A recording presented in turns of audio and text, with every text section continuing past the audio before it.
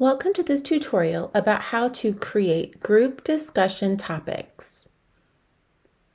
You will first want to click on Communication in the navigation bar at the top of your screen. Once you do that, a drop-down box will appear and you want to choose Discussions. Click on the blue button that says New, and then click on New Forum from the drop-down menu.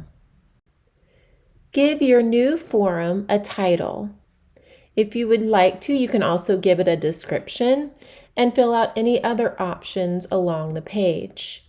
After you're done doing that, click Save and Close. When you're ready to create a new topic, go to your Discussions page and click on the blue New button again. Then you will select New Topic from the drop-down menu. Choose which forum you would like to use and give it a title.